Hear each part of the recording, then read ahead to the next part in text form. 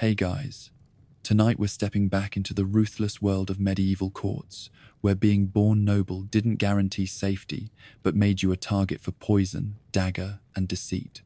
Forget the romantic images of knights and banquets. The real danger? It was assassination plots, constant betrayals, and fragile loyalties. So tonight, we're asking, what would it really be like to spend just one day as a medieval noble, where each toast could be your last, each shadow hides a killer, and every smile conceals a knife? Every era had its own trials, so let me know where you're tuning in from and what time it is where you are. It's amazing to see whose journey we join across time. Now dim the lights, pull your blanket close, and let's navigate the deadly intrigues of medieval nobility together. You wake before the sun slips above the castle keep, roused by the soft tap of a chamberlain's staff on the heavy oak door. Your silk canopy rustles as you rise from the linen sheets. The faint chill of dawn drifts through the arrow-slit window, and you pull a velvet robe about your shoulders. In the dim torchlight, two attendants stand ready, each holding a small silver cup. The first ritual begins at the bedside. One servant pours a drop of spring water into each goblet, while another mixes in a pinch of crushed seeds from the mandrake root, an herb believed to guard against poison. You close your eyes and murmur a brief prayer to Saint Michael, protector of the innocent and foe of the hidden blades. Your left hand rests on a small reliquary that hangs at your waist. Inside is a shard of bone from a martyred knight, revered for his steadfast courage. A maid steps forward with the first cup. She places it to your lips and waits. Your breath catches as you taste the sweetness of the water laced with herbal bitterness. You swallow slowly, then pass the goblet back. A cupbearer takes the empty vessel and sets it aside for a second maid to rinse and refill. The second cup holds a few drops of spiced wine. You pause at the rim, recalling tales of nobles felled by a single drop of hemlock. You follow another whispered prayer and sip the wine. The warmth blooms through your chest, and you feel the day's first strength settle in your limbs. Once the tasting is done, you rise to stand before a gilded mirror. A valet kneels at your feet and ties the laces of your doublet of blue brocade. The fabric gleams with threads of gold even in the weak light. Over it, you draw a leather jerkin studded with iron rings to protect your heart. A second valet fits your boots and tightens the straps of leather armor around your shoulders. Each clasp clicks into place with careful precision. A court physician arrives with a small box of spiced oils. He rubs a drop behind each ear and on the back of your neck. The scent of rosemary and clove sharpens your thoughts and strengthens your resolve against the languor of early morning. You step into the corridor, where the corridor walls are lined with tapestry depicting the sainted founders of your house. Servants bow as you pass. You reach a side chapel carved into the stone wall. A pale priest in white robes waits by a flickering candle. You kneel before a carved wooden image of St. George, lance raised against the dragon of falsehood. He murmurs a blessing, touches your forehead with holy oil, and presses a small token into your hand. It is a copper medallion, stamped with the emblem of your patron saint.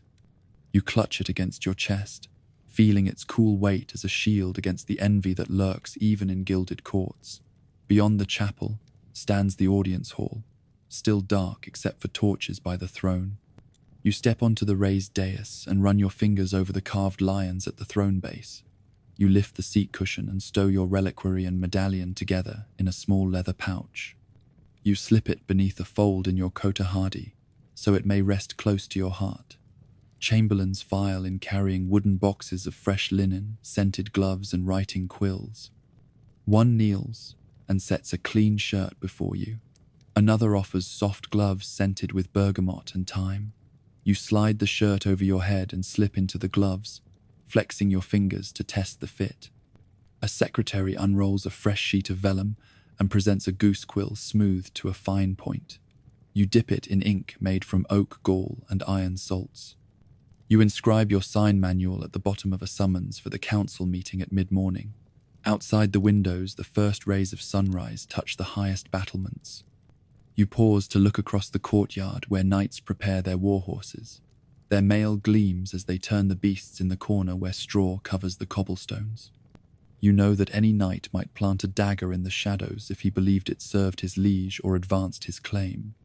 You touch the hilt of the small dagger at your belt, forged with a silver inlay shaped like the crest of your house. You test its balance and feel readiness in your fingertips. A final ritual remains before you descend to the great hall. The castle steward presents a small bowl of breadcrumbs soaked in olive oil. This simple blessing bread stands as both nourishment and symbol of hospitality. You break a piece, taste the warmth of the oil, and pray silently that your table will be shared in peace rather than in plot. You drop the crumbs into the bowl of holy water at the chapel font. The drop ripples across the surface like the promise of mercy extended to friend and stranger alike. Now fully armed in silk, steel, and sacred tokens, you make your way down the spiral staircase. Servants light sconces along the walls and bow as you pass. In the great hall, the lords of neighboring fiefs already gather at long wooden tables. Suits of armor stand sentinel by pillars carved with scenes of battle and betrayal. The hush of expectation settles over the assembled nobles as you step into the circle of gilded chairs reserved for the Duke and his court. A herald in stiff collar announces your arrival. You nod in acknowledgement and take your seat.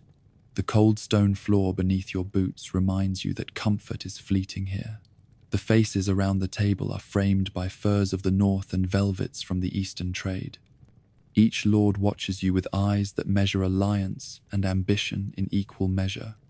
You place a small leather pouch beside your chair. Its contents, a cord of candied fennel seeds to clear the mind and sweeten the breath if ever you must taste wine in the presence of poison. As the council begins, you fold your hands on the table and speak your greeting in measured tones. You share news of the eastern roads where mercenary bands guard the passes. You consult the secretary when his quill hovers over your notes, guiding the record of your words into the morning's minutes. Every syllable you speak carries weight not only of policy, but of personal safety. A misstep in tone can become a feud, a plot, a fatal betrayal. Yet all this begins with the dawn rituals, tasting water and wine, anointing flesh with blessed oil, securing amulets and reliquaries, dressing in silk and steel, offering prayers in quiet chapels. These acts are your first line of defense against a world where every cup may conceal venom, every smile may hide dagger or curse, and every sunrise may bring promise or peril. In this ruthless world of noble intrigue, only those who master both ceremony and sword may last beyond the first light of day. The torchlight in your chambers fades as the first pale streaks of dawn stretch across the courtyard. You pause at the threshold to allow 2 pages to pour a cup of warm wine into a gilded chalice. This wine has been infused with crushed juniper and a few pinches of sugar from the eastern trade. You sip slowly, tasting the smooth warmth as it glides down your throat.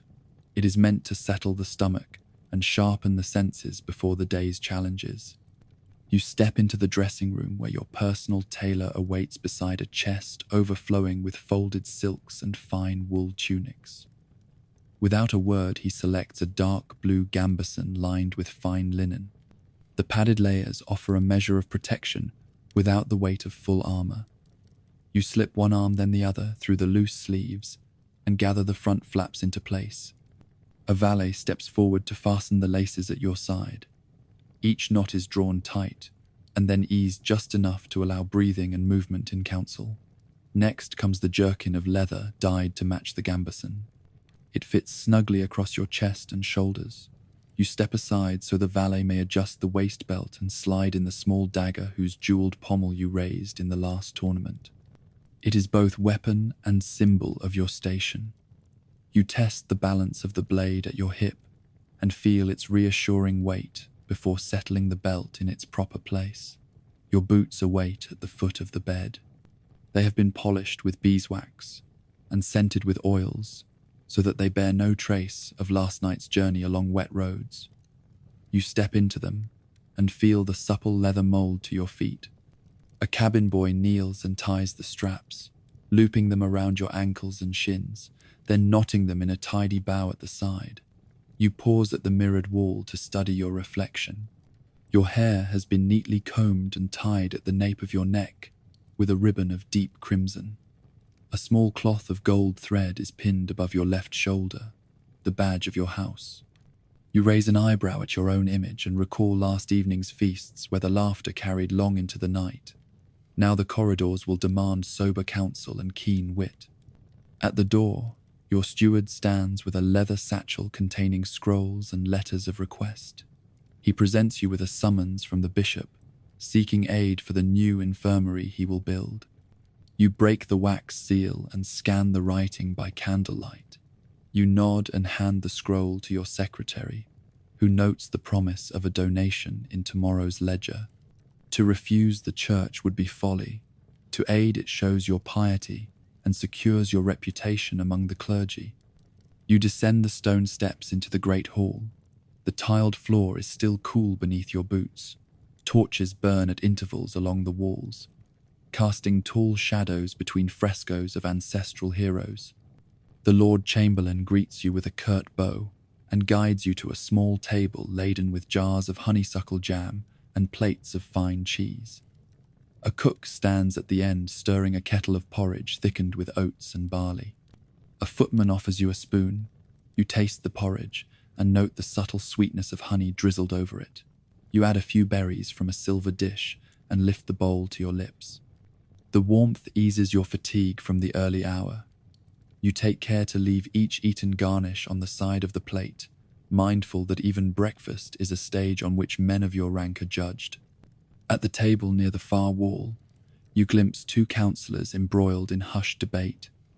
They lower their voices when they see you approach. You nod to each and step between their chairs. The elder of the two slides a sheaf of notes across the table. They contain the latest reports of bandits on the southern road. You read through the descriptions of toll caravans attacked near the crossroads. You look up and ask the youngest councillor to ensure extra guards are posted at dawn along the forest passes. A clerk takes your instructions and begins to copy them onto parchment. You lean back and sip from a small cup of spiced wine brought by the chamberlain.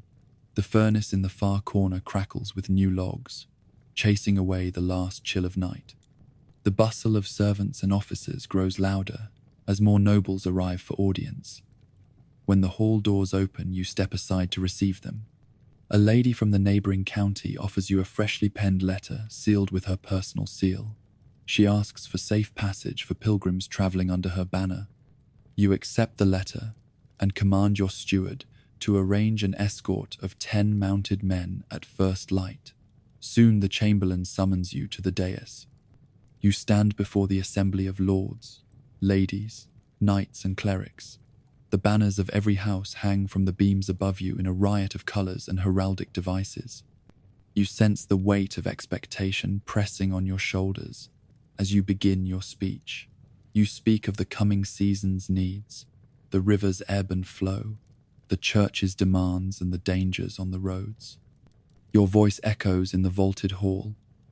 Every eye fixes on your face as each phrase is weighed and judged. A misused word could spark resentment. A promise left unkept could breed conspiracies. Yet you maintain a calm tone and clear diction, drawing on years of court training. When you finish, the chamberlain offers a nod, and the assembly breaks into murmurs of approval. As the audience disperses, you shake hands with nobles who approach.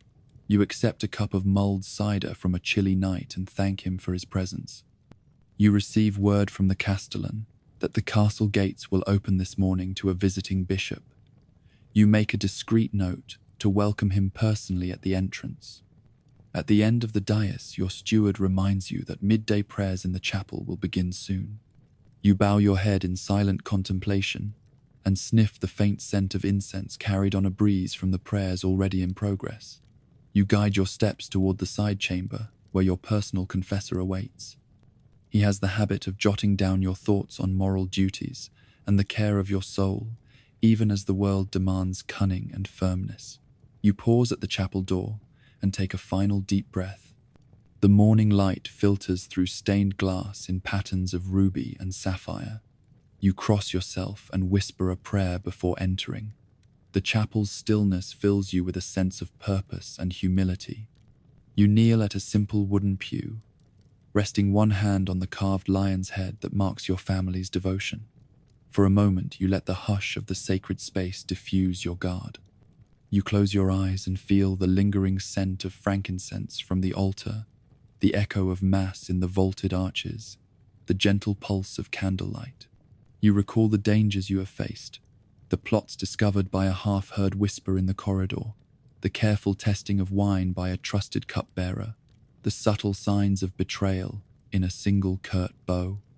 When the prayers conclude, you rise and slip past the chapel attendants with composed grace.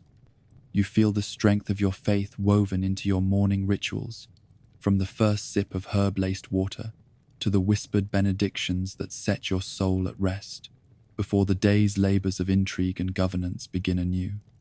You stand in the dimly lit gallery off the great hall as servants wheel in a silver wine press. Today's feast will test both your appetite and your vigilance. Before the guests arrive, you call for your personal cupbearer. He presents 2 goblets carved from pale green glass. One holds pale honeyed wine drawn from the southern vineyards. The other holds a small vial of clear antidote distilled from rue and St. John's wort. You taste a drop of the antidote first to ensure that your stomach is ready for any poison that might lurk in the feast. When the host leads you into the hall, you offer a polite nod and place your thumbprint on the rim of the guest chalice. This marks it as yours. You watch the servants pour wine into your glass, then slip away. Your cupbearer kneels at your elbow. He holds a silver spoon beneath the rim as you lift the goblet. Before you sip, he pours a few drops onto the spoon and catches any sediment or odd color that might betray a deadly flourish. You raise the goblet and swirl the wine in a slow arc. The light catches the liquid in ruby waves. You breathe in the bouquet of plum and wildflower honey. You tilt the rim to your lips and sip, letting the wine coat your tongue before you swallow. Your cupbearer steps forward to taste what remains. He grimaces at a faint bite of bitterness and nods. He will note the flavor as safe, but reminds you to take care with any heavy spice dishes on the menu. As the first course arrives, you see platters of roast quail glazed in spiced fruit. Courtiers lean forward to watch your reaction. You take a small slice and sip more wine to wash away any gristle. You hide the next sip behind a fine linen napkin so that your cupbearer may taste the remains again before you drink. In the glitter of candlelight, you sense the eyes of distant rivals who weigh every crumb you dare to eat. Between courses, the host proposes a toast. You rise to your feet and raise your chalice high. You speak your words of praise in measured tones, recalling mutual friendship and your shared devotion to the realm. You tip the wine carefully to the rim, but sip only half. The rest you gesture to your cupbearer to taste, and then pour away. The hall watches in silence. You hold your peace rather than risk a fatal drop. When the roast is carried away, you note a small vase of wild mushrooms cooked in garlic and oil. You have your cupbearer test each ingredient. He picks up a slice on a silver fork and allows it to sit on his tongue before he mimes a goblet raised in approval. Only then do you sample the dish yourself. You eat slowly and deliberately, letting every taste register before you swallow. By the time the third course arrives, you have already sipped your antidote powder one more time. You feel its warmth spread through your chest, a small insurance against any foul trick hidden in the spices or the game. You feel the safety net of your household's secret recipe carried in a leather pouch at your belt. The antidote tastes of gentle bitterness, but no aftertaste harms the wine's sweet flavor. Throughout the meal, you keep your left hand resting on your dagger hilt. You avoid ornate conversation that might distract you from the patterns of the host's gestures. You smile when praise is offered, but note any sudden shift of posture or tightened jaw. You know that any courtesy could be a ruse to lure you into a fatal embrace of cups and culinary traps. When the final goblet is offered, you drain the last drop with a deliberate tilt of your head. You watch the residue catch the lamplight. You allow your cupbearer to drain the remains into his own vessel. Then you offer the chalice back to the host, thanking him quietly for his generosity. You see relief cross the host's face as you depart the table in good health. In the retiring chamber, you settle into a carved oak chair. Your cupbearer kneels and offers you a final taste of clear water scented with mint grown in your own garden. You sip to cleanse your palate and flush away any hidden poison. You touch the leather pouch at your belt, where a second antidote awaits should the need arise. By the firelight, you press your thumb into the fresh wax seal of the letter you carried here. You ensure no one has opened it in transit. You smile at your own caution, knowing that surviving a single dinner invitation requires more vigilance than a battle in the field. Tonight, you have triumphed not by sword but by prudence and practice. You slip the leather pouch beneath your robe and rise to face the corridor. The sound of late laughter drifts through the halls, unaware that even princes and dukes walk a razor's edge at every banquet. You cover your chalice in secret cloth to keep it safe, then vanish into the shadowed passage. You know that your reputation for grace and caution has only grown this evening, but you also know that tomorrow may bring new feasts and fresh tests of your skill at tasting wine without tasting death. The glow of torchlight in the gallery fades as you follow your cupbearer back toward the service stairs. You have seen the first rounds of wine tested and the courses sampled without incident. Yet you know that the real danger often lies in complacency.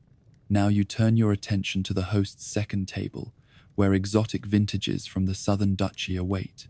You pause before a table draped in velvet cloth. Two servants stand ready to present 2 flagons of amber wine poured from new oak barrels. The first is a strong red wine infused with cloves and peppercorns. The second is a pale white wine that smells faintly of citrus and wild flowers.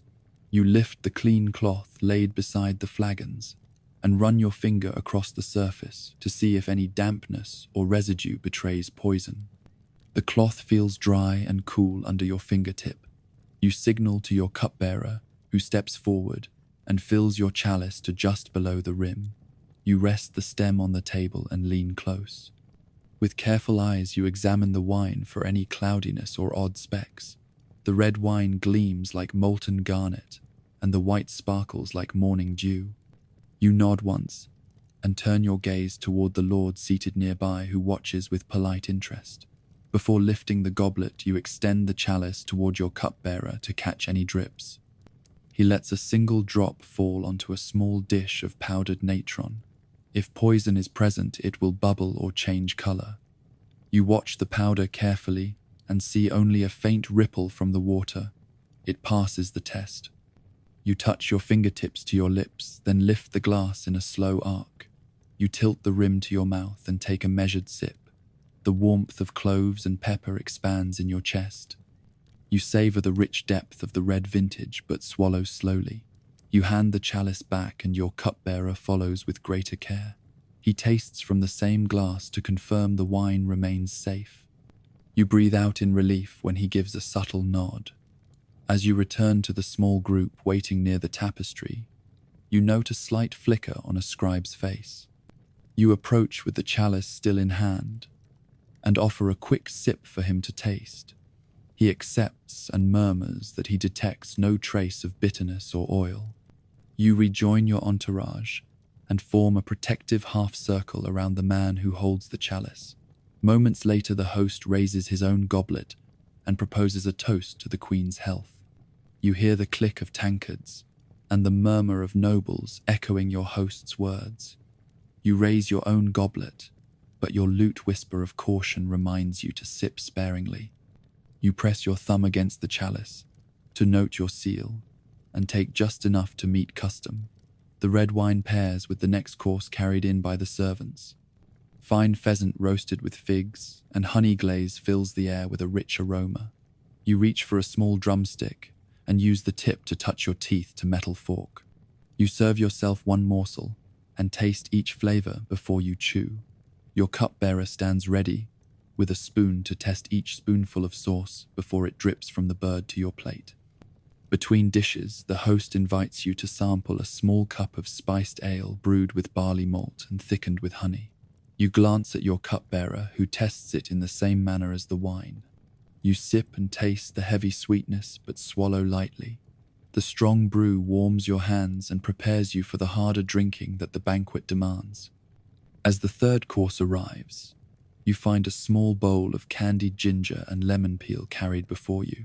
You nibble one piece and enjoy the fiery warmth followed by a bright citrus tang. You know that ginger can slow the spread of poison through the bloodstream, and you offer a piece to your nearest knight, who nods in gratitude and tastes it before chewing. A servant then brings new flagons of white wine with subtle hints of lavender and chamomile. You and your cupbearer test the wine by dropping a pinch of crushed mint leaves into the liquid. If the wine is genuine, the mint sinks slowly to the bottom. If adulterated or tampered with, the mint may float or change color. You see the leaves settle in lazy swirls and take this as a sign of purity. You lift the goblet again and let the white wine coat your tongue. You lay your thumb on the rim to secure the seal and sip deliberately. The floral notes clear your mind and lighten your mood. You note the way your companion's eyes glimmer as he tastes the same wine. You feel a moment of relief that this banqueting hall yields no surprises for you tonight. Soon you hear the unmistakable voice of a rival noble calling your name with familiar mock warmth. He strides toward your table carrying his own cup of wine. He raises it in salute, but his gaze flickers over your shoulder as though checking for watchers. You return his salute and wait. He will insist you share courting talks and strategy over the last flagon left on the table. You must play along while ensuring that no one laces either goblet with lethal tincture. He approaches, and you pour 2 small measures from the white wine flagon. You hand him 1 cup, while you lift your own. You feel your pulse quicken. You know that politeness demands you drink with him, yet caution warns you. You lift your cup as if to clink glasses, but instead you let him speak while you keep your eyes on the liquid. He toasts your recent success in negotiating peace with a neighboring lord. You nod and return the toast, but you take only a touch to your lips before you hand the rest to your cupbearer. The rival leans in with a conspiratorial tone to ask your support in an upcoming election of the regional council. You smile and offer advice in gentle words. You note how his hand brushes yours as he reaches for his chalice again. He takes a measured sip, and you watch the white wine swirl in the candlelight. You sense the tension between duty and trust as you play this courtly game. When at last the banquet draws to a close, you press your empty goblet into the hands of your cupbearer. You thank him for his vigilance and instruct him to have the goblet cleaned and rechecked before the evening feast. You gather your cloak and the small pouch containing your private antidote powder. You slip it into an inner pocket for safekeeping. As you step away from the table, you hear the host call out a final blessing for all present. You bow in return and exit the hall through velvet drapes. Your senses are sharp from the doubling of tests and spoils of ginger and mint. You stride confidently toward the quiet of your private apartments. Once inside, you remove your sword belt and hang it on a stand carved with your family crest. You sit beside a window above the river and unwrap a small scroll recording this evening's course list and wine samples. You note which barrels passed the innocent tests and which yielded only safe yields. You add a final line pledging to revisit the southern vineyards to inspect the wine vats yourself.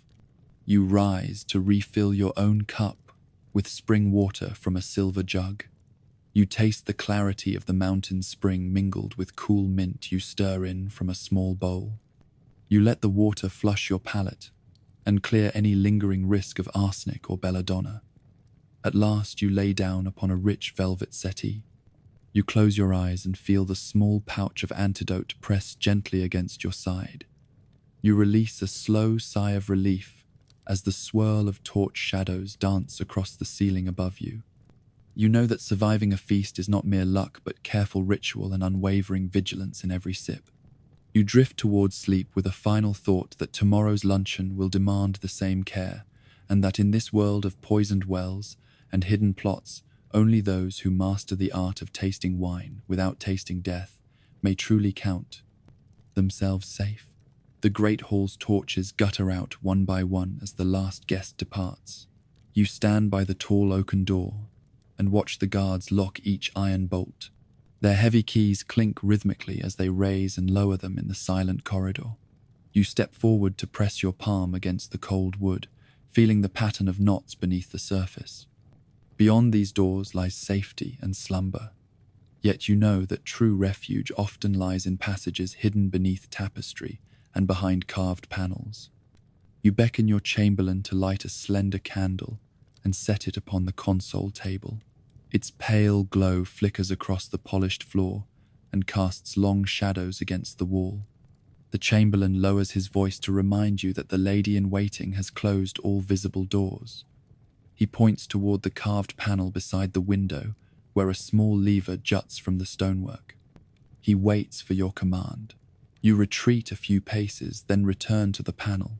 You slide your hand along the seam until your fingertips find the tiny lever. You press it gently and hear the faint click of a hidden mechanism. The panel swings inward on ancient hinges to reveal a narrow stair leading down into darkness. You pause only for a moment to slip the candle into its brass sconce and then step onto the first stone tread. The stair winds downward under the castle's foundation. Each footstep echoes softly in the curved tunnel. You tuck your robe close against the chill that rises from the earth. You feel the smooth stone rail beneath your fingertips guiding you deeper into the bowels of the keep. The faint scent of damp moss drifts upward, mixed with the iron tang of old water pipes. At the bottom you find a heavy door carved with runes of warding and iron studs set at intervals. You draw a silk cloth from your pocket to wrap around the bronze doorknob. Your heart hammers as you turn the knob and press the door open. Beyond lies the secret gallery, where your loyal squire waits. He kneels beside a small table laden with maps and letters. He stands at once and bows. You nod for him to close the door behind you. He draws a small lamp from his belt and lights it with a spark from flint and steel. The chamber comes alive in gentle light. You see the carved niches where vials of poison are locked away, beneath glass lids sealed with wax. You glance at the leaded window that offers no view of the courtyard above. Here conspirators might meet unseen, and plots might be born in hushed tones. Your squire steps forward to roll out a leather-bound chart of the castle's corridors. He points to the hidden shortcut beneath the northern tower that threads past the guard quarters. He explains that tonight, 2 guards detach from their regular posts to escort a visiting dignitary by candlelight. In their absence, the inner wall watch will be thinner.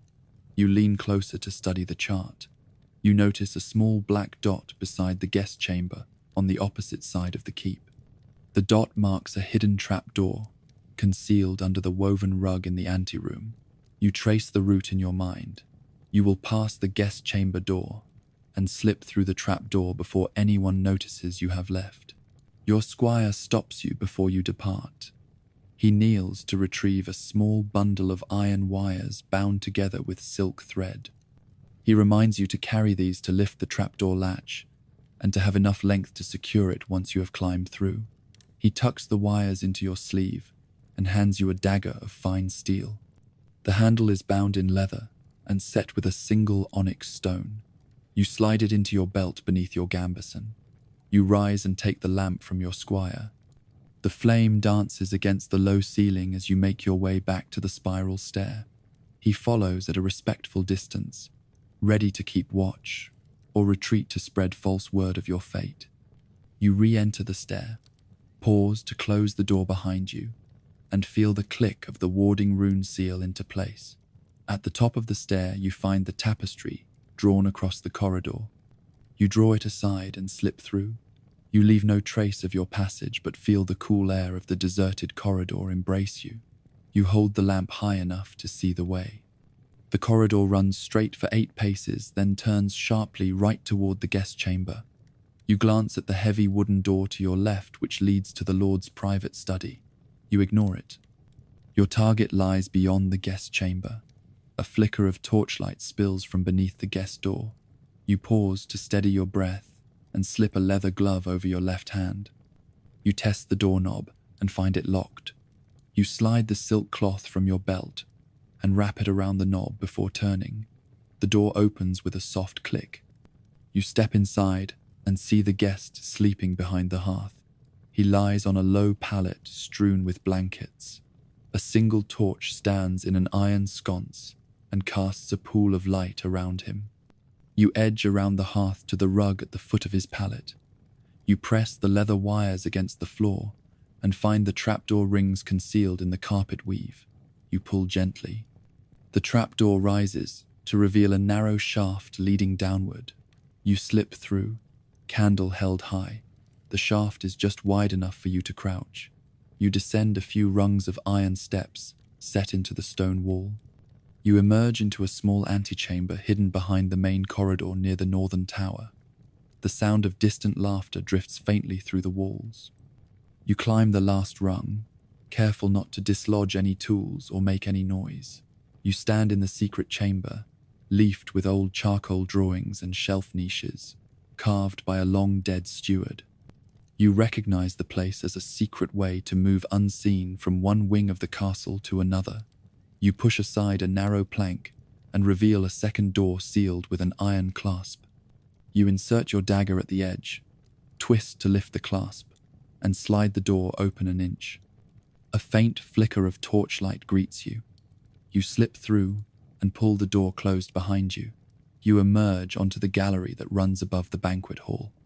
You see 2 guards pacing slowly with crossbows at guard before the locked door to the chapel. You hug the wall and press yourself behind a thick tapestry draped over a stone arch. You watch their slow sweep of the corridor. When they turn away, you slip past and make for the buttressed door at the end. You test the knob and find it unlocked. You enter the sacristy and pass silently through table rows piled with vestments and ritual vessels.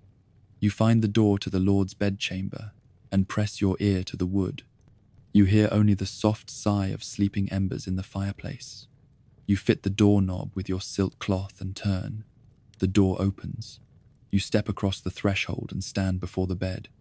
You see the Lord asleep beneath velvet covers. His crown lies on a chest beside him. You hold the lamp above his head and consider the poison drawn from the southern vineyards, concealed in a small flask. You recall the oath you swore to protect him from hidden blades and shaft poisons. You set the lamp aside gently and draw your small dagger from your belt.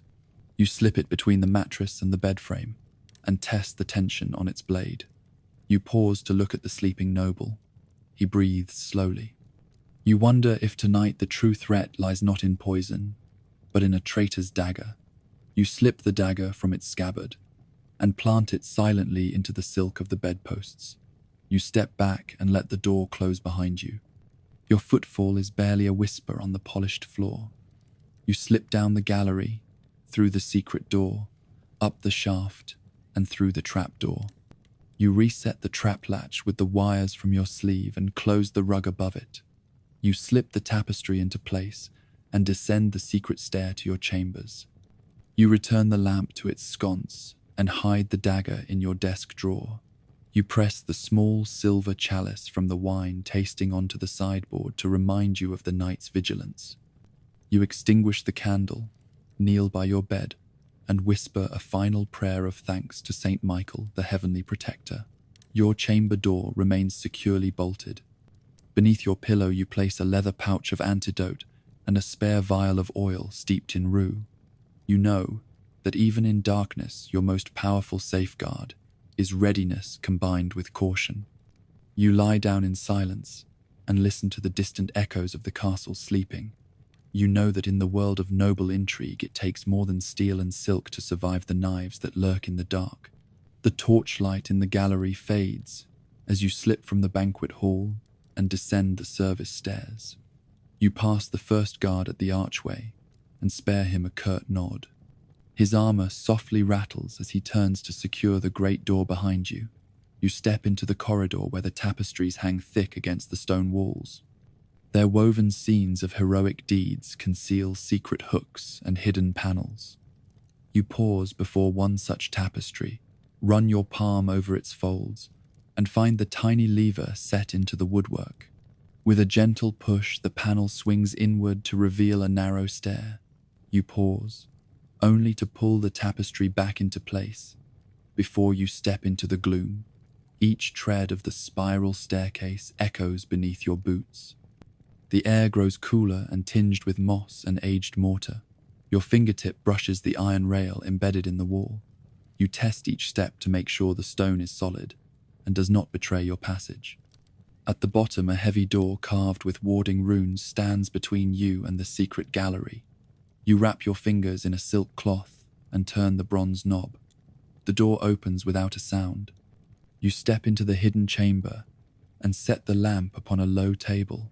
The room is lined with shelves holding glass vials and locked boxes. Here the castle's most dangerous secrets lie stored. A ring of poison in glass vials, a roll of letters chronicling plots past, a folded parchment naming traitors never seen again. Your squire stands beside a narrow window set high in the wall. He greets you with a whisper and guides you across the tile floor. He points to a map spread on a low table. It traces the winding corridors and guard posts of the keep. He explains that tonight 2 guards will accompany the visiting envoy on his return to the guest wing. In their absence, the Eastern Gallery patrol will be lighter for a short time. You study the map, memorize the patrol schedule, and trace a silent route that threads past every sentinel's post. You and your squire leave the chamber by a second hidden door. You step into a narrow passage that leads back to the spiral stair. He follows close behind as you close the second door and push the stone flush against its frame. The lock slides home with a soft thunk. Back on the stair, you climb swiftly, but with care. Each guard expects to hear your booth heel at a certain hour. You vary your pace so that your passage does not match the usual pattern. At the top, you slip behind the tapestry in the corridor once more. You step into the silent hall and feel the smooth stone underfoot. The Lord's private study stands to your left, but you ignore it. Your path lies clear to the guest chamber at the far end of the hall. 2 guards recline at their post, arms folded as they talk in low voices. You lean into a shadow and count the seconds of their conversation. When one guard turns to strike a match for his pipe, you slip past and step into the empty corridor. You find the trapdoor hidden beneath the rug at the foot of the guest's bed. The guards do not notice you lifting the rings and pulling up the trapdoor. You tuck the rug's edges back into place as you descend the iron rungs. Your squire waits in the subterranean antechamber. He extinguishes the stray glimmer of torchlight as he guides you through a narrow door set in the stone wall.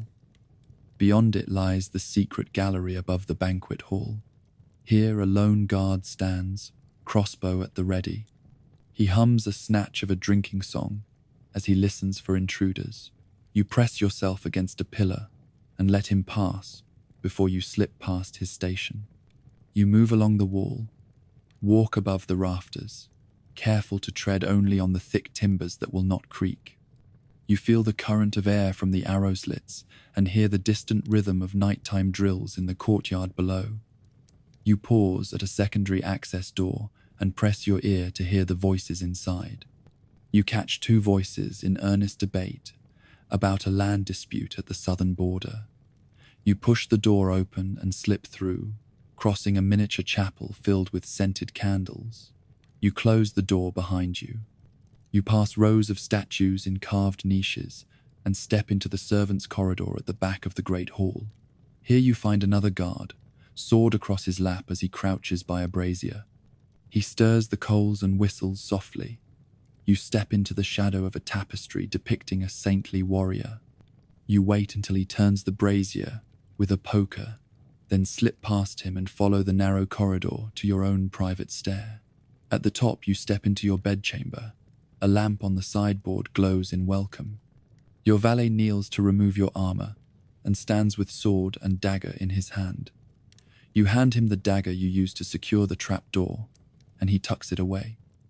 You close the chamber door and turn the bolt. You set the lamp upon the console and bow your head in silent thanks to the saints and to every careful step that kept you safe from knives in the dark. Your final act before sleep is to slip a small vial of rue antidote beneath your pillow and to drape a copper medallion over the headpost. You adjust the covers and lie on your back. The quiet of your private chamber feels complete, yet you know that true peace is found only when every secret door is locked, every guard is kept vigilant, and every shadow obeys your silent command. The morning of the wedding dawns cool and pale over the castle walls. Courtiers gather in the chapel courtyard dressed in silks of deep crimson and emerald green. The bride's family awaits beneath a canopy of white cloth, their banners fluttering in the breeze. On the opposite side stand the groom's retinue arrayed in fine tabards of blue and gold. Neither side trusts the other, yet both know that today's ceremony will bind them together for years to come. At the center of the courtyard, a high priest stands beside an ornate altar carved from marble. He holds a scroll of ancient vows that will seal the alliance between two powerful houses. Inside the bride's chamber, pages light silver braziers and drape fresh garlands of orange blossom across carved oak beams. The bride lies on a cushioned couch as her ladies arrange the pearl strands across her hair and fix a crown of intertwined roses and lilies upon her brow.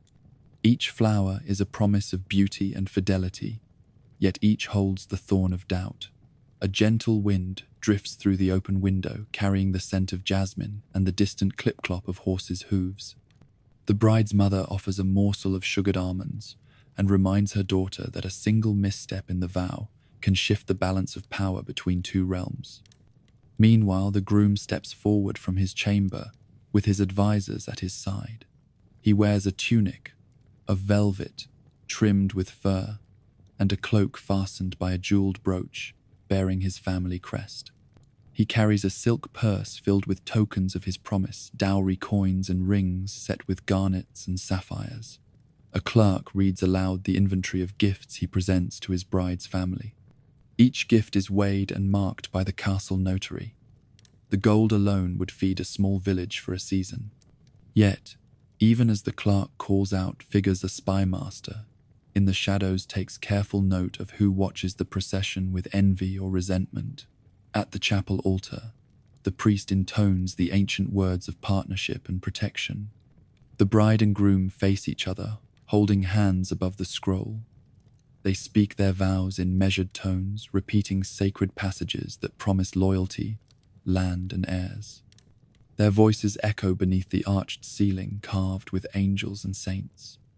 They seal each promise with a kiss upon the cheek and a ring slid onto the third finger of the left hand. A hush falls over the assembled lords and ladies until the priest proclaims them united in both heart and interest. Behind the carved pillars, a legal scribe unrolls a second document. He reads the secret clauses that neither side will confess in public.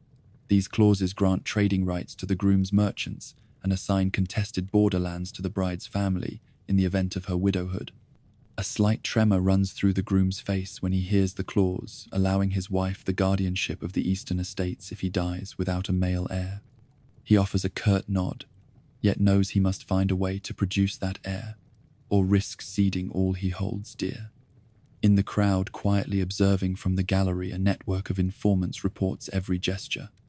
A maid watches the bride's trembling hand as she grips her mother's. A stable hand notes the groom's quick glance toward the treasury door and senses his anxiety. These whispers will travel by candlelight through the halls back to eager ears. Before nightfall, the plotters will know whether the marriage serves as a fortress against enemies or opens the door to new assaults. After the vows, the newlyweds process through the hall of tapestries toward the bridal feast. The floor is strewn with rose petals and gilded wood benches, grown under platters of roast swan and spiced meats laid out in rows. A minstrel plays a lively tune on a lute carved from cherry wood. Servants pour sweet wine into goblets fluted with silver. The bride and groom sit beneath a dais hung with their combined heraldry. They taste each course with careful smiles, aware that even a single crumb could be laced with betrayal by a guest seeking to favor one claim over another. Late in the feast, a messenger slips into the hall and hands the groom a sealed letter.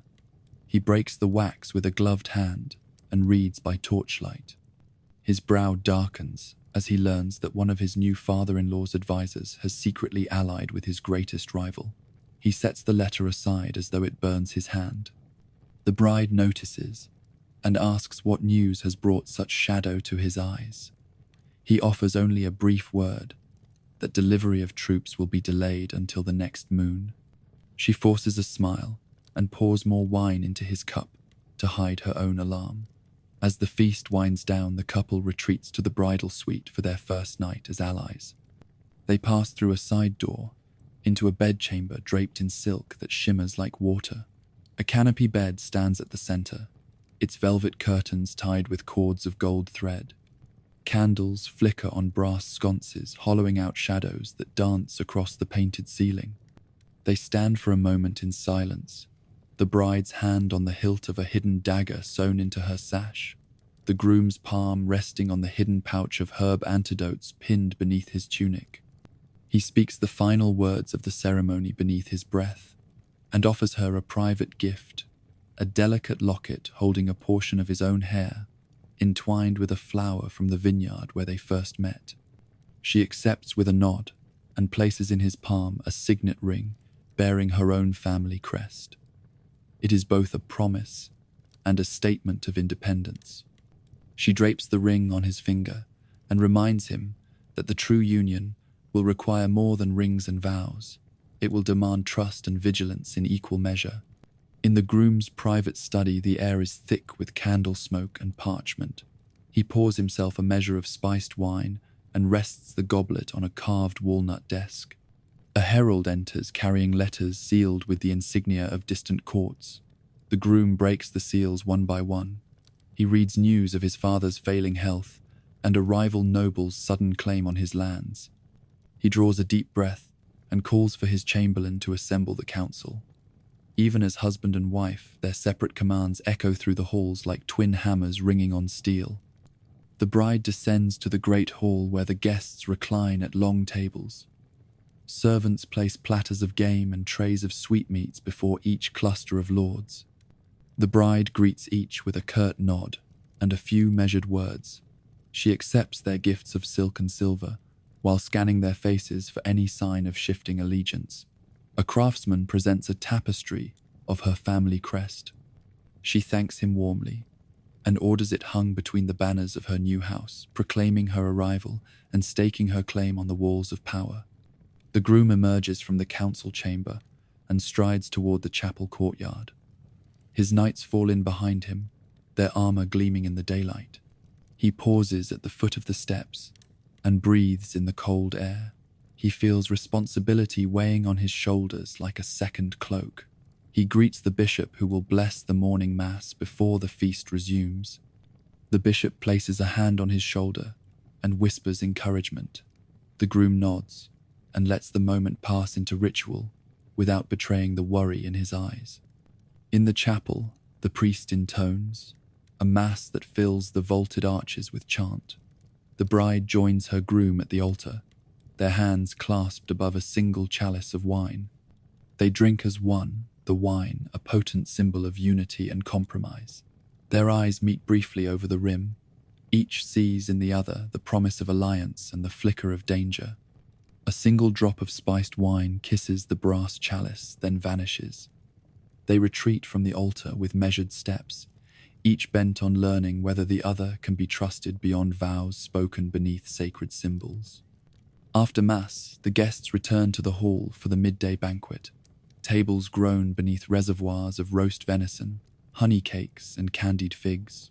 The bride and groom occupy seats of honor at the far end.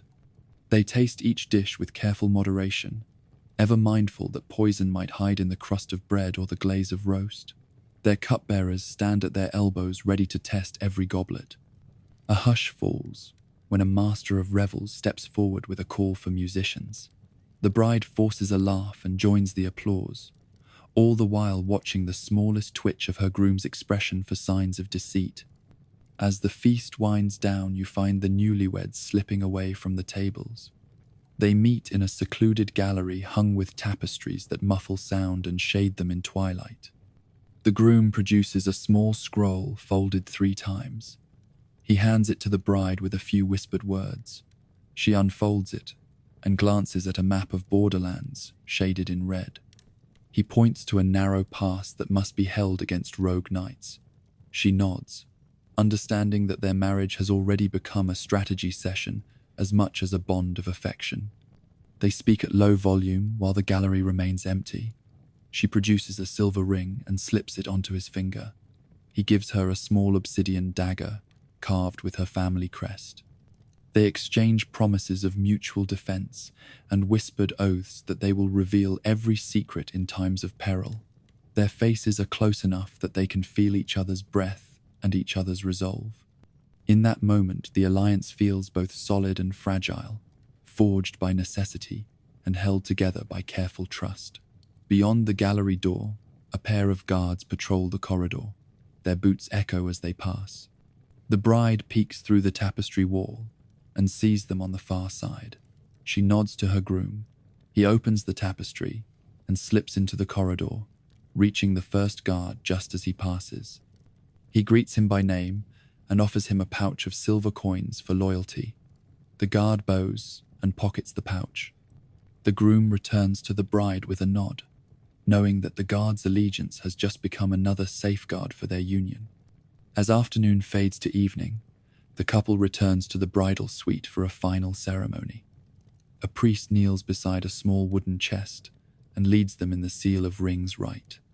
He blesses their rings with consecrated oil and recites a prayer that no harm shall befall their lineage.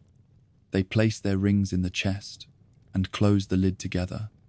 He secures it with a tiny iron padlock and places the key upon a velvet cushion for their sole custody. The rings will be safe until dawn, or until one of them chooses to open the chest. Outside the suite, the servants begin to clear the feast.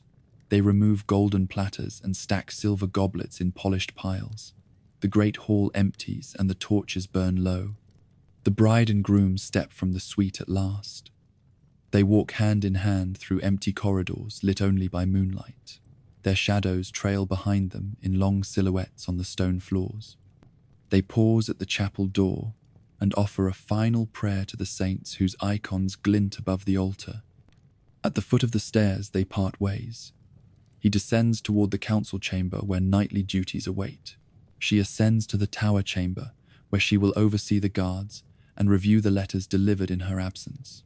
They share one last look at Dawn's promise and mutual betrayal. They know that at each turn, their marriage may protect them or entrap them. They step in opposite directions into the hush of midnight, each carrying the weight of alliance and the hope of survival in a world built on vows as easily broken as glass. You awake before dawn in the long hall, hung with banners of saints and heraldic beasts. Today is the midsummer feast in honor of Saint Helena.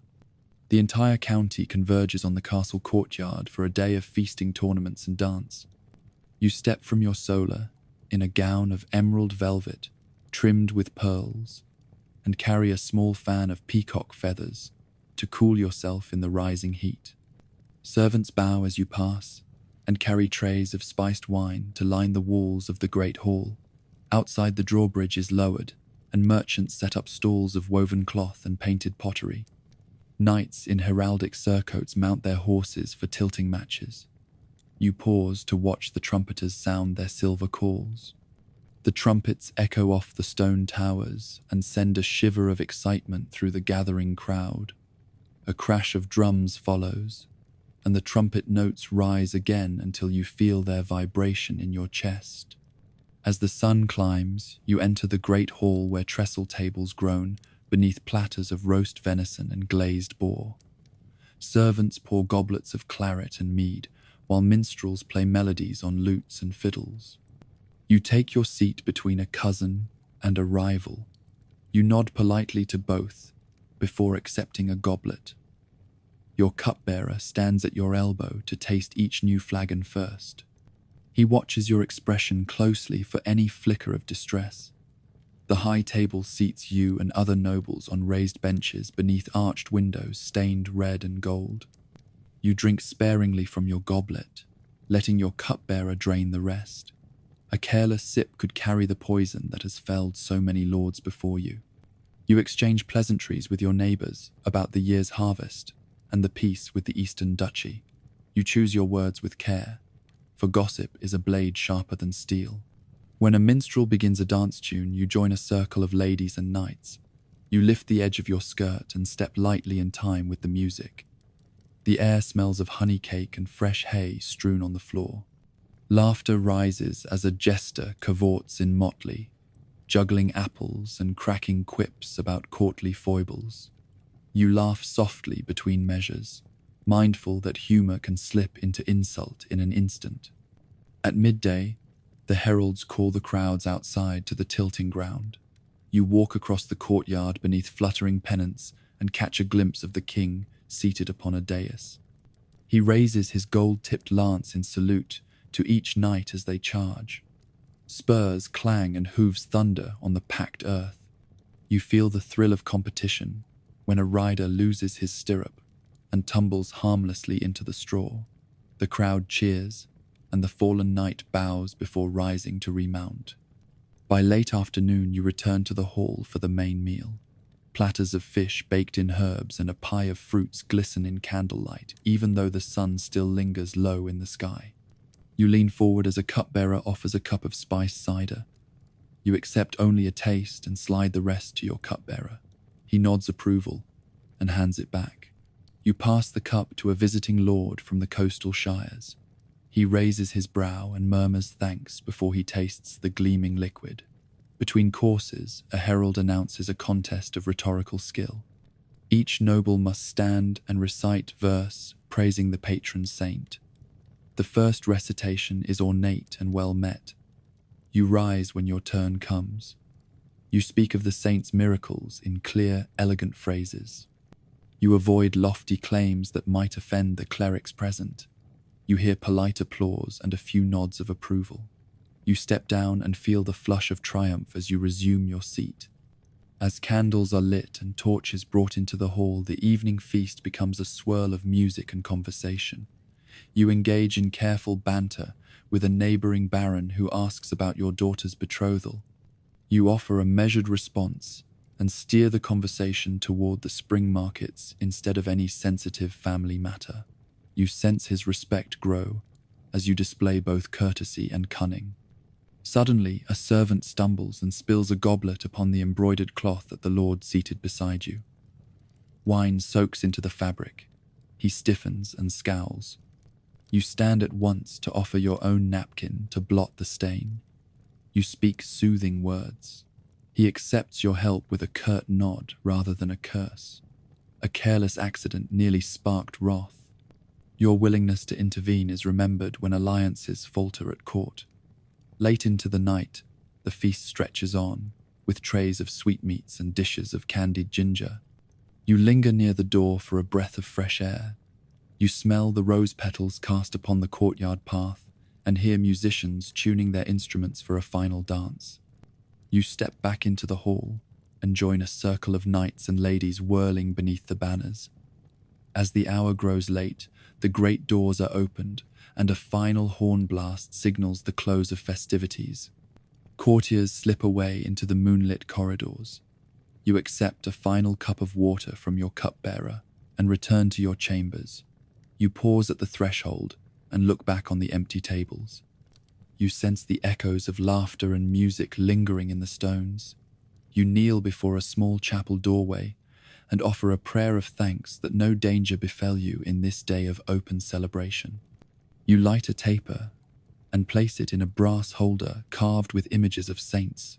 You whisper a vow to remember this day as both feast and test of your vigilance.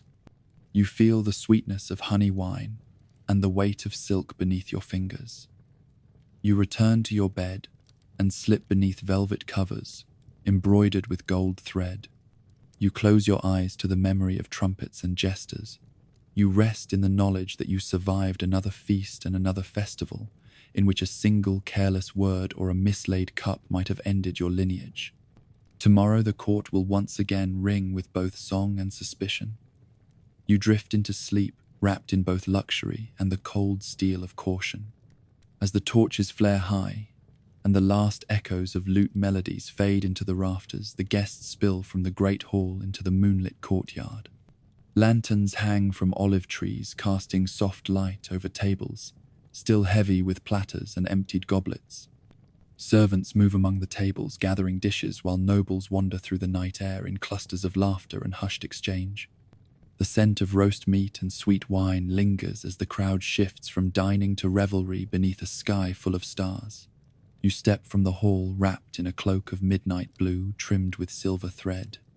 Your shoes make no sound on the flagstones as you cross to the edge of a marble fountain where water gleams in the pale light. A cup of chilled mead is passed to you on a silver tray. You raise it to your lips and taste the honey and juniper in a single cool swallow. You allow the sweetness to linger before you hand the cup back to the footman who stands at attention. A group of dancers has formed a circle around a raised dais at the far end of the courtyard. Minstrels strike a brisk rhythm on hand drums and flutes. You join the dancers and step lightly over rose petals scattered across the stones. The music rises in joyous abandon as torches flare higher. You feel the world slip away to rhythmic steps and the click of castanets. Each movement is measured yet free as you whirl among your peers. Suddenly, a herald's trumpet cuts through the music. All eyes turn to a narrow passage where the Lord of the Realm appears, his mantle of crimson velvet dragging behind him. He signals for silence and steps onto the dais. The dancers pause mid-twirl, and the musicians lower their drums. The Lord's voice rings clear as he praises the virtues of his people and thanks them for their loyalty. His words weave a tapestry of pride and unity that binds every heart in the courtyard. You sense the moment's power and bow your head in acknowledgement. Following the speech, servants emerge with trays of fruits soaked in honey and bowls of spiced nuts. Each guest is offered a small taste. You accept a few almonds and sip again from a cup of chilled cider. You smile at the taste of cinnamon and clove, warmed by the fruit's juice. A lady beside you offers you a glass of rose wine from her own cup. You smile and tip, a courteous nod before accepting. The rose wine touches your lips with its soft petals and deep aroma. Nearby, a troubadour steps forward to recite a tale of heroism. His voice rises above the hush of the crowd as he describes knights slaughtering dragon and daring deeds beneath moonlit towers. You feel the story's weight stir your soul. When he invites audience participation, you applaud and join the chorus of exclamations that fill the courtyard. The tale ends in thunderous applause that rattles the canopy above you. Beyond the fountain, a small cluster of alchemists and confidants have gathered. A glass jar of bright red potion sits on a table by lantern. A tall man in a scholar's robe holds the jar and speaks in low tones to those around him. You approach with caution and remain at the edge of the circle.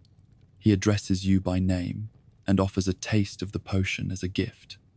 He assures you it will improve your wit and charm for the evening's talks. You hesitate, then hold out a finger so he may drop a single drop onto your tongue. You feel the faint warmth of ginger and saffron awaken your mind as your pulse quickens with alertness rather than fear. A knight in polished breastplate strides forward bearing news from the northern border. He whispers of bandits who have begun raiding villages along the river. You thank him and promise swift action at dawn. You feel the weight of responsibility settle on your shoulders, even as laughter rises around you. In this moment, festivity and duty stand side by side as constant companions. As the hour grows late, torches are banked in iron stands and the music softens. You join a small group that drifts through a side archway to a garden of orange trees. Moonlight streams through the leaves and pools of silver dart among the stones. A table is set with jars of sweet wine, infused with rose petals and plates of candied orange. You take a glass and let the wine coat your tongue. The petals whisper of the orchard in spring as you taste both freshness and longing. A lady in a gown of ivory lace steps forward and offers you a single orange blossom from a silver bowl. You accept the blossom and lift its head to your nose, letting its perfume fill your senses. You smile at the gesture and tuck the blossom into your cloak pocket for safekeeping. She laughs softly and invites you to walk with her among the trees. You stroll through the garden in companionable silence until you reach a stone bench beneath a trellis. There you pause and look back toward the castle. Torches glow behind arrow slits and the towers stand silent against the sky. You think of the dangers that lurk inside those walls even as the feast continues. You wonder if any lurking knife will find its way past the merriment to claim a life. Yet in this moment you allow yourself to feel the simple beauty of white blossoms beneath a moonlit sky. From the shadows, a minstrel emerges with a single stringed instrument carved from walnut. He plays a soft lament that weaves through the orange trees in waves of melancholy and hope. You find yourself nodding with the haunting melody until a voice beside you speaks. It is the lady who offered you the blossom. She asks if you have experienced many feasts such as this. You smile and recount the journey from childhood festivals to grand court celebrations. You speak of your travels to distant lands where the spices were sweeter and the dancers more daring, yet the sense of fleeting joy beneath danger remained the same. She listens with intent eyes and asks what memory you will carry from this feast. You reach into your cloak and lift the blossom, now faded but fragrant. You tell her that the simple gift of bloom among stone reminds you that life and beauty endure even when power and betrayal surround you. She nods and presses her hand against your arm. In the lantern light, you see both warmth and intrigue in her gaze. A bell tolls from the chapel tower, its deep clang echoing through the night. The herald's trumpet sounds again, calling the guests back to the hall for a final course. You rise and follow her back to the courtyard as torches flare once more. Servants arrange long benches beneath canvas awnings, and plates of honey cakes sprinkled with candied ginger await each guest. You sit and lift a plate of cake to your lips. You taste sweetness tempered by spice, and feel the warmth of fellowship as you share laughter with your neighbor.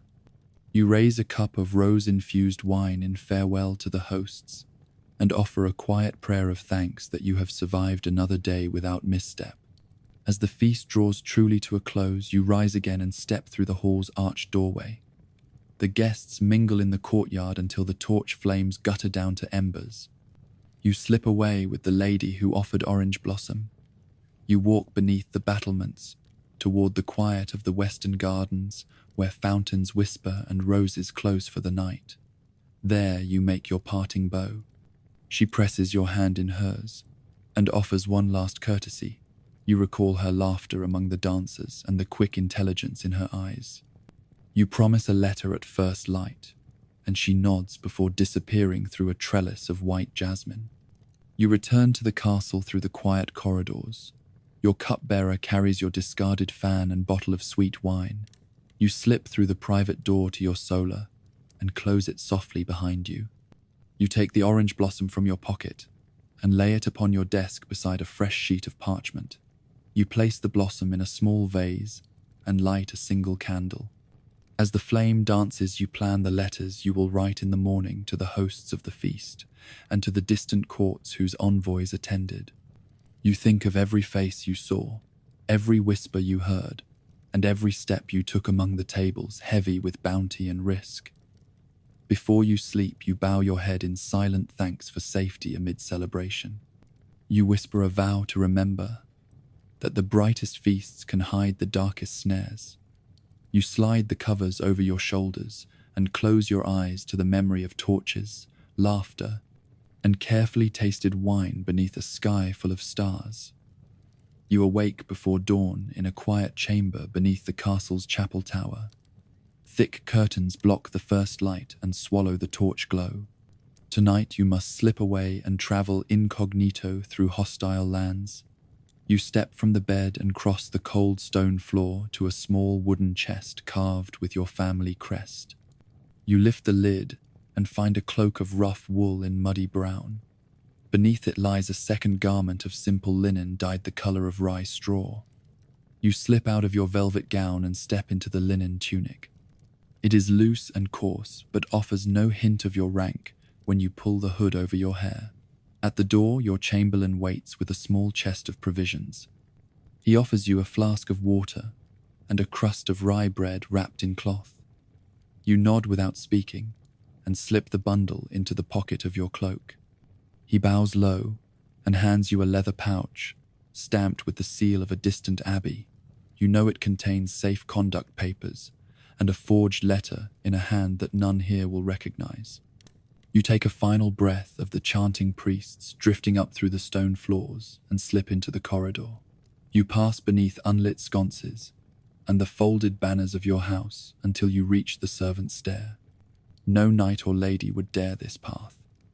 A single page joins you to close the door behind him. He carries no lamp.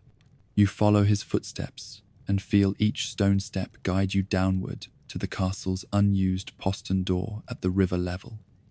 At the bottom you pause and glance over your shoulder. The page steps back into a shadow and pulls his hood low. He holds his hand above his tunic, so no gleam of lace or gold can betray him. You rest your hand on the oaken door. Its iron-bound surface is cool and unyielding. You reach for the hidden latch in the carving of the river god and lift it. A soft click echoes as the door opens to reveal the misty banks of the river. You slip outside and let the damp air wash over you. The river moves dark and silent beneath the pale sky. You breathe in the scent of wet earth and rising fog. Your page locks the door behind you with the same secret latch, then steps forward to guide you toward the mossy quay stones. A small skiff waits hidden beneath an overgrown arch of ivy. The ferryman stands at the stern, wrapped in a coarse cloak that hides his face. He bows to you and nudges the boat into the current. You step carefully onto the worn boards. The wood creaks once beneath your weight, then settles. You sit beside the ferryman and lay your hood low across your brow. He pushes the pole against the riverbed and the boat glides into the mist. You hold the hood in place and peer into the grey dawn. The far bank looms blurred. You breathe slowly to steady your nerves. Each moment carries the risk of discovery.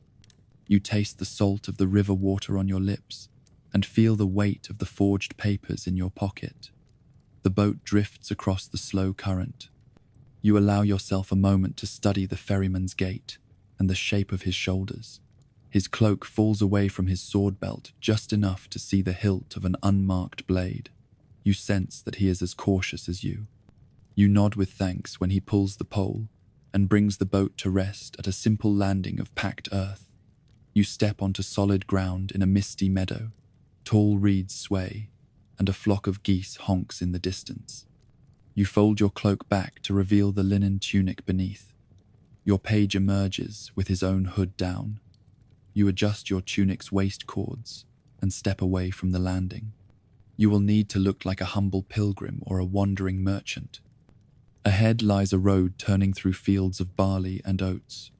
At first light, a small caravan will pass. You walk beside your page at a steady pace. He leads you to a dirt lane bordered by hedges. You lift your cloak and reveal the seal of the abbey on the letter bag. You explain that you bear a request for sanctuary from the lord of a distant manor. The page murmurs it again under his breath and adjusts the bag so the seal is hidden beneath his cloak. You travel for miles without word or sign that your cloak might betray you. You hear only the rustle of leaves and the distant cry of birds. You taste the crisp rim of morning air on your tongue. You reflect on the journey that compelled you to leave bannermen and vaults and to hide in plain sight. By midday, you reach a small village. You and your page approach a simple stone chapel that stands beside a thatched longhouse. The chapel door is open, and a friar kneels at a small fire burning incense. You step forward and bow. The friar looks up and recognizes the abbey seal on your letter bag. He offers you water from a clay jug and a loaf of coarse bread. You accept the gifts with thanks. You tear off a piece of bread and taste the sour crumb. The meager meal fills your belly more deeply than any feast. You sit upon a bench beside the friar and unstop the water jug. You drink deeply and let the simple sustenance remind you why this disguise might save your life. Your page kneels beside you and produces the letter. You unfold it carefully and read it by the incense smoke. It calls upon the local lord to extend refuge and hospitality to the bearer of the seal of St. Lydia's Abbey. The friar studies the seal and nods once. He straightens and leads you across the village green to a wattle fence surrounding a manor house of modest size. A servant greets you at the gate. You present the letter and he calls inside. Within moments a figure appears wearing leather jerkins and a cloak of grey wool. It is the lord of this manorial holding. He bows before you and offers his hand in greeting. He escorts you into a low hall where a simple feast of pottage and vegetables awaits. You sit at a long plank table and accept a bowl of porridge seasoned with leek and oat.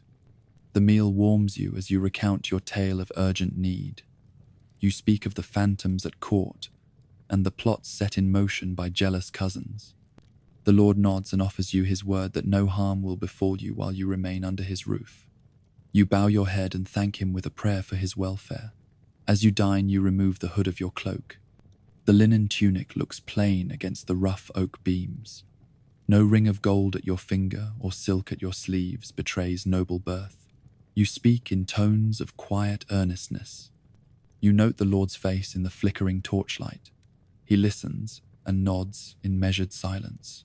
When the meal ends, the Lord leads you to a small chamber with a pallet and a single wool rug. He gives you a bucket of water and candles for the night. You give him a curt bow and retire. The door closes and you remove the linen tunic to step into a simple wool shirt. You hang the tunic from a wooden peg and lay the seal bag beneath the pallet pillow. You kneel by the window and peer into the moonlit yard. The manor barns stand empty and the fields are dark. You breathe deeply, tasting the thistle-scented wind. You whisper a prayer for your home and for the strength to endure this flight. You lie on the pallet and draw the coarse wool blanket around your shoulders. You feel the simplicity of your disguise close around you like a second skin. You think of the velvet and brocade waiting at home and the steel that has protected you for so many years. Now you must rely on linen and secrecy and the trust of distant allies. You close your eyes and rest until the first cocks crow at dawn. You will need to rise and move again, to shed your pilgrim guise for that of an itinerant trader before you continue through hostile villages and forests untamed. You know that this journey of disguise will test every skill you possess. It will demand subtlety and courage and a willingness to become someone else in order to survive as yourself. In the silence of the night, you vow to master the art of disguise as the greatest weapon in the castle's wars of intrigue. You feel the chill of the wool beneath you, the faint scent of barley in the air, and the promise of the road that stretches beyond the lantern's glow. You breathe deep and let sleep draw you away from danger for a few precious hours before the dawn compels you to become again who you must be. You rise before dawn, the scent of damp hay still clinging to your cloak. You step from the chamber into the yard where the barn cats slink across the frost-hard ground. The steward's daughter waits with a small basket of bread and cheese earned by her father's loyalty to your house. You accept the simple meal and tuck it into your pack. You slip the linen tunic over your head once more and draw the hood low, transforming yourself into a wandering peddler or itinerant farmer. You step onto the lane that winds through fields of barley and flax. The sky is pale with early light. You move at a steady pace, passing peasants who kneel at the roadside chapel to pray for good crops. You bow your head and offer a whispered blessing in the saint's name. They look up at you in surprise and nod before resuming their devotions. None will suspect that you are a noble in disguise, rather than a simple traveler seeking mercy. After a mile, the road forks beside an old wayside inn. You approach the low building, its thatched roof steaming in the chill air. A sign of painted wood swings above the door. You push it open and step inside. The common room is dim and smoky. A few farmers sit at rough tables, each nursing a mug of ale. You choose a seat in a corner, close enough to hear news but shielded from prying eyes. The innkeeper approaches you with a keen glance. You weigh your accent carefully before you speak. You ask for ale and bread in hushed tones, mindful to sound of this province. The innkeeper nods, as though you are a familiar face. He sets a wooden bowl before you and pours thin ale. You eat slowly, listening for mention of constables or patrols. A farmer at the bar speaks of patrols south of the river, chasing thieves who bear your lord's crest as a false token. You note the warning and slip a small silver coin across the bar before rising to leave. Back on the road, you bend your head into the wind and tighten your cloak around you. You reach into your pouch to finger the forged letter and the safe conduct papers. You reread the closing lines. You must present yourself at the Abbey gate by midday. The journey will take several hours through forest and marsh. You must keep your pace brisk yet unhurried, trading courtesy for haste if questions arise. By mid-morning, you enter a stretch of gnarled oaks and dense undergrowth. You pause to adjust your gait and wipe the sweat from your brow. You study the path, stepping only on worn hoof ruts and avoiding muddy patches where bandits might lurk. You pass a crooked cross carved from an ancient oak. You offer a short prayer to blot out evil. You press on under the arched canopy, the light dimming as you move deeper into the wood. Suddenly you hear voices ahead. You halt and press your back against a mossy trunk. Two men on horseback approach, their cloaks of dark green trimmed with fur. They look every inch forest outlaws rather than royal scouts. You grip the letter bag more tightly and consider flight. But flight might draw too much attention. Instead, you step onto the path and raise your hand in greeting. They rein in their horses and eye you warily. You speak in the local dialect, claiming to be a merchant carrying wares to the abbey. You point to the bag and show the seal. One outlaw dismounts and demands to see your papers. You hand him the forged safe conduct and watch his eyes scan the elegant script. He glances at his companion and nods. You breathe a sigh of relief as he hands the papers back. They warn you to stay clear of the deeper marshes at midday or risk becoming lost in quicksand. You thank them and quicken your pace along the trail. By noon, you catch sight of the abbey turrets above the treetops. The air smells of incense and heated stone. You step into the outer courtyard where monks in black habits walk in silent procession. You move among them as though you share their vow of poverty, slipping past the guard at the gate. He glances at your seal and opens the heavy oak door without question. Inside the abbey cloister, you find a small guest room prepared for traveling worshippers. A wooden table holds clean water and a loaf of barley bread. You remove your wool cloak and linen tunic and step into a rough habit provided by the abbot. No trace of your noble birth remains in the coarse fabric and simple hood drawn low. The abbot greets you with a silent bow and points to a narrow stair. You climb the stair to a hidden chamber where you will await a secret meeting. A candle flickers in a stone niche. A scribal assistant stands ready to collect the forged letter and file it away. You hand over the scroll and watch it disappear into a locked chest behind a wall panel. You feel lighter now that you carry no trace of the journey. You rise before dawn, the scent of damp hay still clinging to your cloak. You step from the chamber into the yard where the barn cats slink across the frost-hard ground. The steward's daughter waits with a small basket of bread and cheese earned by her father's loyalty to your house. You accept the simple meal, and tuck it into your pack. You slip the linen tunic over your head once more and draw the hood low, transforming yourself into a wandering peddler or itinerant farmer. You step onto the lane that winds through fields of barley and flax. The sky is pale with early light. You move at a steady pace, passing peasants who kneel at the roadside chapel to pray for good crops. You bow your head and offer a whispered blessing in the saint's name. They look up at you in surprise and nod before resuming their devotions. None will suspect that you are a noble in disguise, rather than a simple traveler seeking mercy.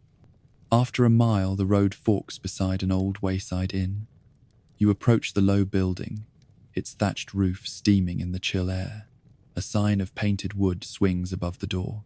You push it open and step inside. The common room is dim and smoky. A few farmers sit at rough tables, each nursing a mug of ale. You choose a seat in a corner, close enough to hear news but shielded from prying eyes. The innkeeper approaches you with a keen glance. You weigh your accent carefully before you speak. You ask for ale and bread in hushed tones, mindful to sound of this province. The innkeeper nods as though you are a familiar face. He sets a wooden bowl before you and pours thin ale. You eat slowly, listening for mention of constables or patrols.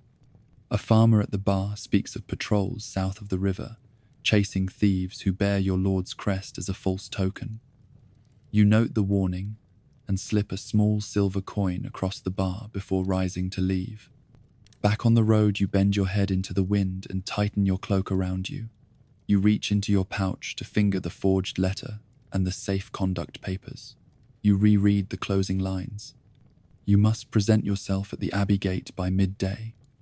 The journey will take several hours through forest and marsh. You must keep your pace brisk yet unhurried, trading courtesy for haste if questions arise. By mid-morning, you enter a stretch of gnarled oaks and dense undergrowth. You pause to adjust your gait and wipe the sweat from your brow. You study the path, stepping only on worn hoof ruts and avoiding muddy patches where bandits might lurk. You pass a crooked cross carved from an ancient oak. You offer a short prayer to blot out evil. You press on, under the arched canopy, the light dimming as you move deeper into the wood. Suddenly you hear voices ahead. You halt and press your back against a mossy trunk. Two men on horseback approach, their cloaks of dark green trimmed with fur. They look every inch forest outlaws rather than royal scouts. You grip the letter bag more tightly and consider flight. But flight might draw too much attention. Instead, you step onto the path and raise your hand in greeting. They rein in their horses and eye you warily. You speak in the local dialect, claiming to be a merchant carrying wares to the abbey. You point to the bag and show the seal. One outlaw dismounts and demands to see your papers. You hand him the forged safe conduct and watch his eyes scan the elegant script. He glances at his companion and nods. You breathe a sigh of relief as he hands the papers back. They warn you to stay clear of the deeper marshes at midday, or risk becoming lost in quicksand. You thank them and quicken your pace along the trail. By noon you catch sight of the abbey turrets above the treetops. The air smells of incense and heated stone. You step into the outer courtyard where monks in black habits walk in silent procession. You move among them as though you share their vow of poverty, slipping past the guard at the gate. He glances at your seal and opens the heavy oak door without question. Inside the abbey cloister, you find a small guest room prepared for traveling worshippers. A wooden table holds clean water and a loaf of barley bread. You remove your wool cloak and linen tunic and step into a rough habit provided by the abbot. No trace of your noble birth remains in the coarse fabric and simple hood drawn low. The abbot greets you with a silent bow and points to a narrow stair. You climb the stair to a hidden chamber where you will await a secret meeting. A candle flickers in a stone niche. A scribal assistant stands ready to collect the forged letter and file it away. You hand over the scroll and watch it disappear into a locked chest behind a wall panel. You feel lighter now, that you carry no trace of the journey. As evening approaches, you slip from the abbey, under cover of darkness. You wear the habit's deep hood, your hands hidden in the folds. The guard at the gate makes no more than a perfunctory nod. You step across the threshold, and into the lane leading away from the abbey, now bound for the capital, beyond the northern hills. You follow a back road that skirts the marsh. You pause only to catch your breath and consult your personal map. You note the next waypoint at a small chapel by a spring. You shoulder your pack and walk on beneath the silent stars, the only light that of your own lantern. In the early hours, you reach the chapel. The stones are slick with dew. You kneel beside the spring and fill your flask with water so clear it mirrors the moon. You draw the hood of your habit close for warmth. You whisper a brief prayer of thanks for safe passage thus far. You press on through pasture and wood until the first pale light of dawn strikes the eastern horizon. You reach a crossroads with a lone oak marking the intersection. You pause and study your map once more before choosing the road southwards to the capital town. You feel the weight of your disguise grow lighter with each step. As the sun rises, you remove the habit and linen beneath. You step into a cloak of grey wool, edged with an ushered trim that you acquired from a tailor in the abbey town. The cloak's cut suggests a minor merchant rather than a cloistered monk. You fasten the hood and tuck the letters into a hidden pocket. You enter the capital's outer wall just as the toll gates open for dawn traffic. You pay your passage with a small silver coin and pass through without question. Behind you, the watchtowers stand tall against the sky.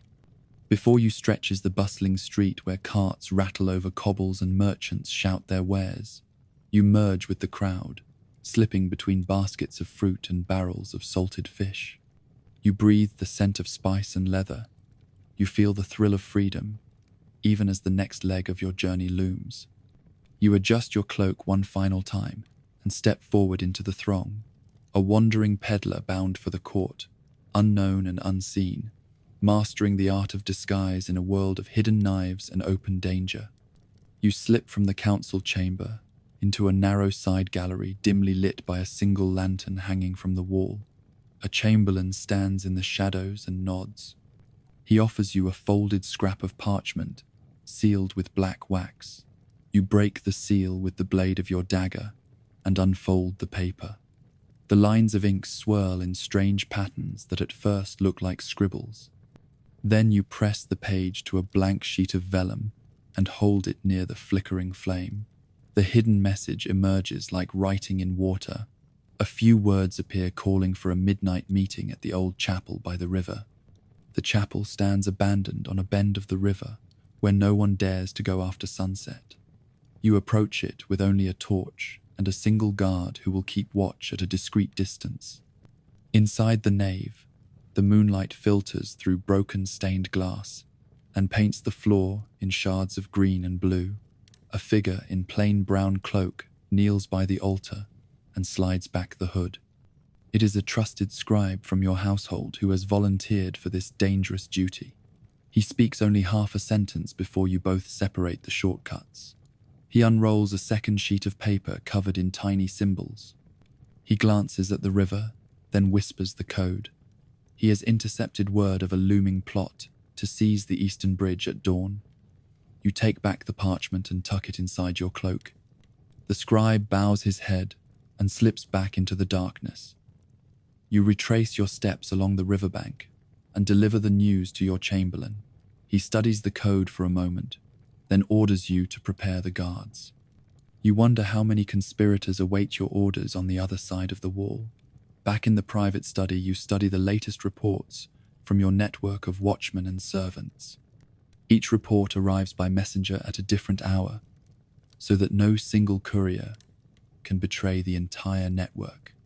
You cross-reference the names of suspicious travelers and the descriptions of unmarked riders spotted near the crossroads. You jot down notes in your own cipher so that no one else can read your hand. You rely on these secret reports to anticipate threat, as the hunter relies on scent in the forest. Your cupbearer enters with a sealed letter from a neighboring lord. The seal bears a thorn motif that you know represents his house. You break the seal and unfold the letter. It contains a short poem whose lines rhyme in an odd pattern. You run your fingertip across the margin where your code reveals the true meaning. The poem warns of a priest who will deliver a false blessing at the next festival. You must act before the priest's words send your men astray in battle. You summon your chamberlain and your master of horse. You instruct them to attend the festival disguised among the pilgrims. They will observe the priest's actions, and if he pronounces the false blessing, they will remove him from the dais. You speak the order in a whisper, certain that only your closest advisors hear. Your reliance on coded letters and trusted informants has kept you alive through courts where one misstep could be your last. That evening, you host a small gathering of minor nobles in the private gallery. Each guest receives a glass of mulled wine and a single candle. You distribute short notes written on small slips of parchment. Each note contains 2 lines of verse that resonate only when read aloud with a particular emphasis. When each guest speaks their line, the combined verses reveal a warning against a specific advisor who has been seen meeting with the enemy in disguise. The guests exchange startled looks and promise discretion. You watch them gather the notes in their pockets and fade into the corridors, the seeds of caution planted in the ranks of your court.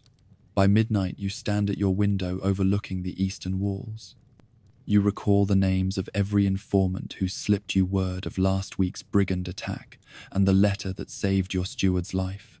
You feel gratitude for each servant who risked their safety to bring you news. In this world of intrigue, you depend on a web of secret reports, as a general depends on scouts ahead of his army. Without them, you would be blind in a land of hidden knives and whispered treachery. As the first watch calls the hour, you retire to your solar and lock the door. You spread the parchments upon your desk and light a single candle. You read through the coded letters once more, verifying each name and each location. You write out the orders to your captains in the same cipher so that no one else can decipher them if they are intercepted. You know that even the simplest message becomes lethal if read by the wrong hand.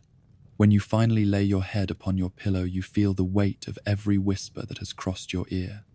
You sense the pulse of your network in the hush of the night.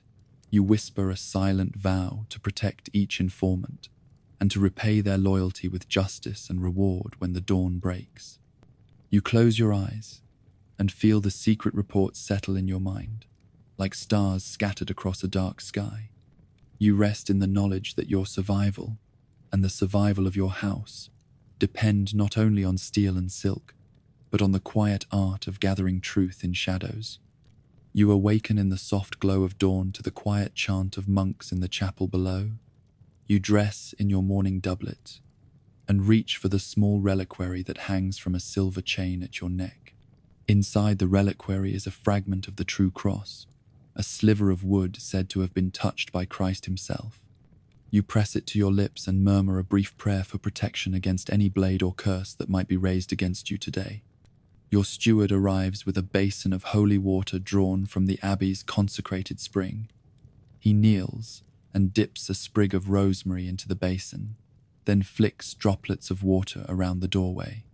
You follow suit, tracing the sign of the cross above each lintel and doorframe in your private suite. The water's scent of herb and earth fills the room and reminds you that no matter how close your enemies may be, you carry a shield forged in faith and tradition. At the chapel, you meet the local prior, who brings you a small pot of sanctified oil. He anoints your brow, your wrists, and the hilt of your sword. Each mark is a symbol of divine favor and a ward against both mortal ambush and unseen demons. You feel the cool oil soak into your skin, and you nod in thanks as the prior intones the words of blessing in a low, solemn chant. Around you, the incense coils through the vaulted arches, and the light of morning candles glitters on stained glass scenes of martyrs and angels. Returning to your solar, you find a chest of relics awaiting your inspection. A nightly pilgrim has arrived with a pouch of powdered bone from St. George's Shrine. Another envoy carries a small vial of oils from the tomb of St. Catherine. You handle each relic with reverence. You place a fragment of bone in your pocket and seal the vial of oil in a leather case. You will carry these with you when you travel beyond the safety of the castle walls, so that no matter where you go, you remain under the watchful gaze of the saints. At midday, you gather with your household guard in the courtyard. The chaplain stands before a silver chalice full of holy water and notes carved with prayers of exorcism. He sprinkles the water along the rows of pikes and across the polished breastplates of your men. Each drop rings against steel with a clear note that seems to strengthen the men's resolve. You see the chaplain lay his hand on each man's shoulder as he passes, and each receives a small cross made of cedar. The men grasp these tokens tightly, as if they were shields in hand. When you ride out to inspect the southern walls, you strap the reliquary close to your heart and feel the pendulum swing with each trot of your horse. Your best rapiers are blessed with holy oil before you sheathe them at your belt. You carry no simple sword, but a weapon that bears the mark of sacred authority. Should any street rat or highwayman think to press a blade to your throat, they would first have to overcome the blessing anointed upon your steel. In the late afternoon, you attend a procession led by the bishop of the diocese. He carries a silver monstrance that holds a fragment of the host consecrated at the high mass. The streets are lined with common folk who kneel as the procession passes. You follow behind the bishop, holding aloft a banner embroidered with your family crest and the symbol of Saint Helena, the mother of Constantine. The bishop sprinkles holy water on the crowd and on your party, blessing every face in turn. You feel the power of communal faith press like a tide against the threat of violence or sorcery that might be lurking in the alleys beyond. That evening, in the great hall, you prepare for a feast of diplomacy. You hang a small icon of Saint Michael the Archangel above your seat. The tapestries on the walls depict his triumph over the dragon of falsehood. You light 2 candles in brass holders carved with the timbrels of angels. You know that your guests may come with secret weapons hidden beneath their cloaks. Yet you also know that no blade can pass through the grace of sacred symbols and consecrated flame.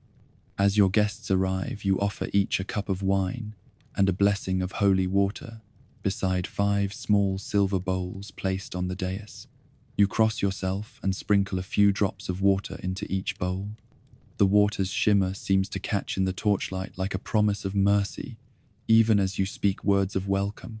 Every guest bows, some in solemn devotion, others with a flicker of uncertainty in their eyes. They know that any attempt at poison or devilry will be quenched by the saints standing guard in your hall. After the feast, you withdraw to a small antechamber where the castle librarian maintains a collection of protective charms and sacred texts. You select a book of hours, illuminated with gold leaf, and a small leather pouch filled with salt, blessed at the Easter Vigil. You place the pouch in your coat pocket and slip the book beneath your cloak. You know that whenever the dead of night grows too silent or the shadows too long, you need only open the book and utter the Psalm of David to call forth divine guardians. At midnight, you return to your bedchamber and place a pot of holy water upon the bedside table. You set the salt pouch on the windowsill and arrange a small cluster of prayer candles around the reliquary. You kneel on the thick rug and recite the litany of protection until your voice grows hoarse. You rise and extinguish 1 candle at a time, letting its final glow linger in the dark corners where no dagger could find you beneath the cover of fear. You slip beneath the covers and feel the reliquary's weight against your chest. You taste the coolness of the holy water on your lips from a single finger dipped from the pot. You close your eyes and imagine the angels standing sentinel on your behalf, wings outstretched against any foe mortal or infernal. You drift towards sleep, knowing that no fortress stronger than faith can defend against the knives of this world or the shadows beyond. You rise before dawn to the clang of steel on the training yard. By torchlight, your personal guard drills in formation beneath the watchtower. These sworn swords have pledged their blades and their lives to your protection. Each morning they practice parrying thrusts and mastering the long sword, spear, and buckler. You know that their loyalty is bought with coin and bound by oath, but that it must be proven daily in sweat and discipline. Your captain of the guard meets you at the edge of the yard. He wears mail of interlocking rings and bears your crest on his surcoat. He reports on the readiness of every man in your service. There are archers in leather jerkins and foot soldiers in boiled leather armor. Each has faced the test of the blade in at least one real skirmish or practiced mock battle at the field of arms. You inspect their weapons and ask each man to draw steel and show you a favored parry stance. You nod approval or offer quiet correction. A single misstep here could be fatal if an assassin strikes at your side. The cost of this private guard is high. Every fortnight you pay out purses of coin for wages, rations, and new equipment. Horses must be shod and saddles repaired. Steel must be sharpened and mail patched. You have set aside funds from your estates and from the tolls on your river crossing to keep these men in service. The sums leave your coffers lighter, but the safety they bring is priceless. Without their vigilant eyes, you could never walk the corridors or travel the roads beyond your walls. When you travel, you ride with a small company of these retainers. They flank your litter or your horse and scan every shadow for ambush. You notice how they spread out to cover both sides of the road, then close ranks if danger appears. They signal with hand gestures, learned on the training ground, to warn of hidden hazards. You feel the strength of their presence at your back as you pass through hostile territory or row across a wide river. Their loyalty may be pledged in words, but it is proven in each step they take beside you. At court, you walk a careful path between the grand hall and the private apartments. A pair of guards falls in behind you to protect from sudden attack. They carry small daggers at their belts and carry a strip of boiled leather armor beneath their cloaks. You know that no corridor is entirely safe and that envy often breeds violence. These guards observe every footstep in the silent halls and stand ready to interpose their shields at a moment's notice. By night, you hold a private audience in your solar. Flanking your chair are two stalwart men whose hands never leave the haft of their swords. They guard the door from any who might barge in with ill intent. In your hand, you hold a goblet of wine, and you sip it only after your cupbearer tests it first. The presence of your bodyguards makes every conversation both intimate and safe. You can speak of plots and alliances without turning your back. The loyalty of your retainers is a living contract written in coin, sweat, and steel. You reward good service with gifts of land or promotion in rank. You also remove those who fail you swiftly and quietly. Their fate becomes lesson to others. You maintain their trust by keeping your word and by standing between them and any threat. In return, they stand between you and death. As you extinguish the lamp in your chamber, you place your sword across the chair and bow your head in gratitude for the men who stand watch even when you sleep. Their oath to protect you in body, soul, and honor is the greatest bulwark against the dangers of intrigue, war, and betrayal in the world you rule. Your captain of the guard meets you at the edge of the yard. He wears mail of interlocking rings and bears your crest on his surcoat. He reports on the readiness of every man in your service. There are archers in leather jerkins and foot soldiers in boiled leather armor. Each has faced the test of the blade in at least one real skirmish or practiced mock battle at the field of arms. You inspect their weapons and ask each man to draw steel and show you a favored parry stance. You nod approval or offer quiet correction. A single misstep here could be fatal if an assassin strikes at your side. The cost of this private guard is high. Every fortnight you pay out purses of coin for wages, rations, and new equipment. Horses must be shod and saddles repaired. Steel must be sharpened and mail patched. You have set aside funds from your estates and from the tolls on your river crossing to keep these men in service. The sums leave your coffers lighter, but the safety they bring is priceless. Without their vigilant eyes, you could never walk the corridors or travel the roads beyond your walls. When you travel, you ride with a small company of these retainers. They flank your litter or your horse and scan every shadow for ambush. You notice how they spread out to cover both sides of the road, then close ranks if danger appears. They signal with hand gestures learned on the training ground to warn of hidden hazards. You feel the strength of their presence at your back as you pass through hostile territory or row across a wide river. Their loyalty may be pledged in words, but it is proven in each step they take beside you. At court, you walk a careful path between the grand hall and the private apartments. A pair of guards falls in behind you to protect from sudden attack. They carry small daggers at their belts and carry a strip of boiled leather armor beneath their cloaks. You know that no corridor is entirely safe, and that envy often breeds violence. These guards observe every footstep in the silent halls and stand ready to interpose their shields at a moment's notice. By night, you hold a private audience in your solar.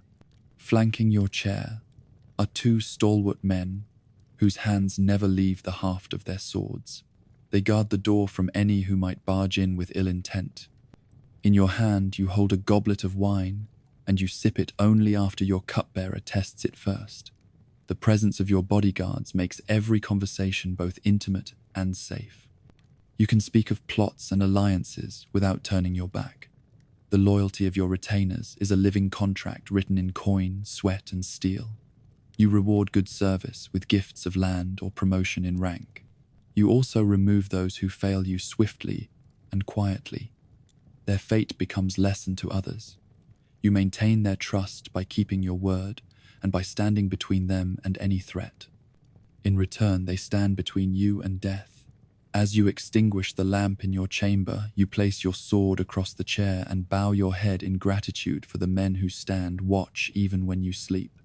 Their oath to protect you, in body, soul, and honor, is the greatest bulwark against the dangers of intrigue, war, and betrayal in the world you rule. In the heart of the castle, an iron cage stands beneath a single lamp. Those accused of treason or witchcraft are led there in chains. The Inquisitor enters in robes of black cloth and cold authority. He questions the prisoner without mercy, seeking every hint of conspiracy. Each answer is weighed against rumor and fear. When a simple failure or a jealous whisper is judged proof enough, the Inquisitor summons his instruments. The rack, the thumbscrew, and the iron chair wait in grim readiness. Under their pressure, the accused convulses and tears at their bonds.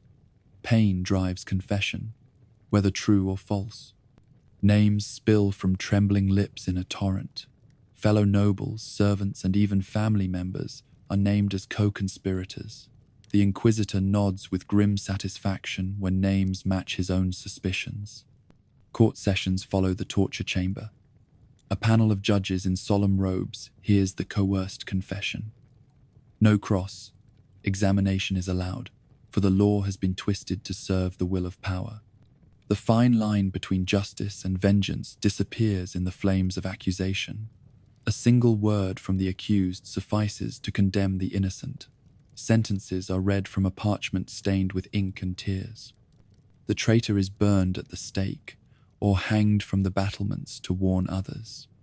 Those who survive the ordeal emerge broken in body and spirit. Even after the rack is gone and the scars are hidden by fine robes, the memory of torture lingers. Victims learn that mercy is a stranger in these halls, and that fear is the most powerful proof of guilt.